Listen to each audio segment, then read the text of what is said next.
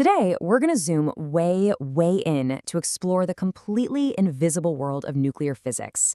Whether you're studying for an exam, prepping for a huge interview, or honestly just want to know how the entire universe holds itself together, you are absolutely in the right place. We're going to break down the most essential, core concepts and tackle those really common interview questions you're bound to see. By the end of this, you're going to have a rock-solid understanding of the majestic microforces that literally shape our reality. Okay, let's dive into this with a massive puzzle. If protons naturally repel each other, which, is a basic rule of electrical charges, why doesn't every single atom in the universe just fly apart? Like, why aren't we all exploding right now? Well, to figure out this paradox, we have to start at the very center. Meet the main character of our story, the atomic nucleus. You can picture it as this glowing, incredibly dense little sphere right at the center of an atom. It's packed tightly with protons, which carry a positive charge, and neutrons, which carry no charge at all. This tiny little center is the absolute heart of the atom, and incredibly, it holds almost all of its weight. And that brings us to our first highly asked interview question.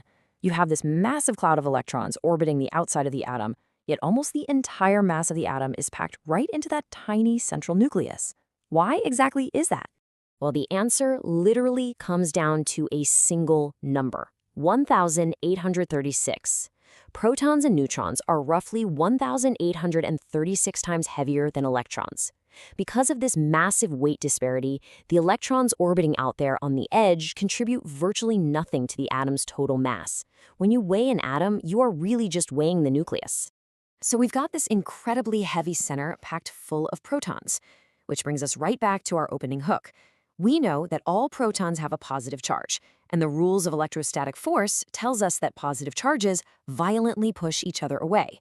Cramming that many positive charges into a microscopic space should logically cause the nucleus to just explode. So why doesn't it?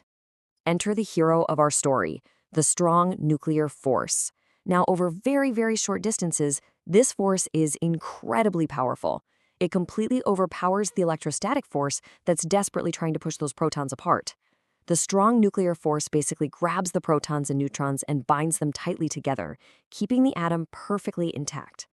So now that we know how the nucleus holds itself together, what happens when we tweak this delicate balance? A super common interview question is, what happens if you add just one single proton to an existing atom? Do you just get a slightly heavier version of the exact same thing? And this brilliantly illustrates a core rule of physics. The number of protons, which we call the atomic number, completely defines the identity of the element itself. For example, hydrogen has 1 proton, carbon has 6, and oxygen has 8. So if you add even one single proton to an atom, you don't just make it heavier, you transform it into an entirely different element. But hang on, what if we change the number of neutrons instead of protons? That leads to another top interview question. Why do isotopes have different masses but behave exactly the same way in chemical reactions? To answer that, we really need to understand what an isotope is. Isotopes are just atoms of the same element that have the exact same number of protons, but a different number of neutrons. Take carbon-12 and carbon-14. They're both carbon because they both have 6 protons, right? But carbon-14 has 2 extra neutrons, which makes it heavier. Their chemical properties act identically because chemistry relies on the electrons, which haven't changed at all. Only their weight differs.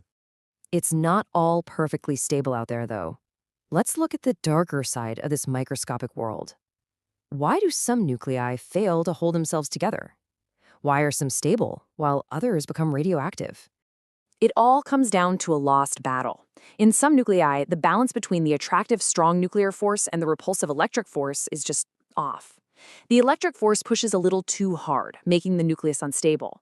To actually find stability, these unstable nuclei are forced to release energy and matter. They emit radiation in the form of alpha, beta, or gamma rays. And this process of trying to find balance is exactly what we call radioactivity.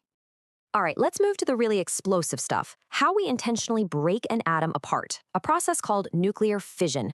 The classic interview question here is, when scientists want to start a fission reaction to shatter a heavy nucleus, why do they fire a neutron at it instead of a proton?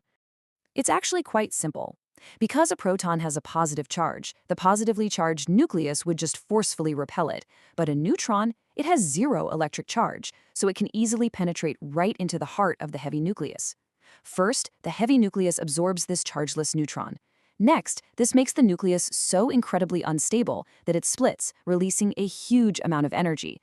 Finally, this splitting releases even more neutrons, which fly out to shatter other nuclei, triggering a massive chain reaction. Now, if fission is ripping atoms apart, fusion is the exact opposite, crushing them together. This is the process that literally powers our sun. But you'll often be asked, why doesn't nuclear fusion happen easily here on Earth? Why is it so incredibly difficult for us to replicate?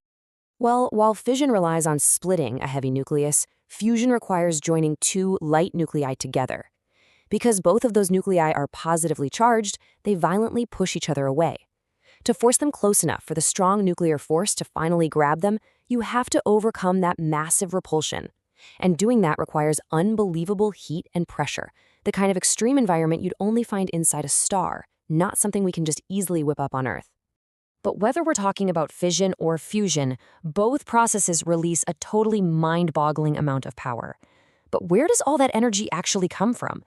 The key question is, why does such a tiny, microscopic loss of mass produce so much energy? Now, what's really interesting about this slide is the answer lies in Albert Einstein's famous equation, E equals mc squared.